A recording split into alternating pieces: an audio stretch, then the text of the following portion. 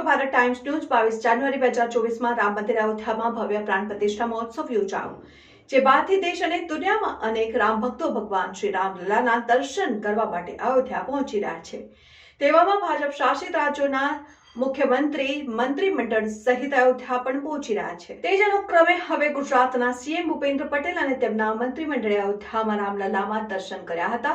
મુખ્યમંત્રીની સાથે ગુજરાત સરકારના તમામ મંત્રીઓ, વિધાનસભા અધ્યક્ષ અને શાસક પક્ષના દંડક ઉપસ્થિત રહ્યા હતા અને શનિવારે 2 માર્ચ ગુજરાતના સીએમ ભૂપેન્દ્ર પટેલે તેમના તમામ મંત્રીઓ સાથે અયોધ્યામાં રામલલાના દર્શન કર્યા છે। ભગવાન રામના દર્શન કર્યા બાદ આખું મંત્રીમંડળ સરયુ ઘાટ પાસે આવેલ ટેન્ટ સિટીના મુલાકાતે પહોંચ્યું। સીએમ ભૂપેન્દ્ર પટેલે અયોધ્યામાં ભગવાન રામલલાના દર્શન બાદ શબરી માતા અને ભગવાન રામના ઐતિહાસિક પ્રસંગની પ્રતિકૃતિ સમૂહ પેઇન્ટિંગ અયોધ્યા રામ મંદિર જન્મભૂમિ ટ્રસ્ટના ટ્રસ્ટીઓને ભેટ આપ્યું।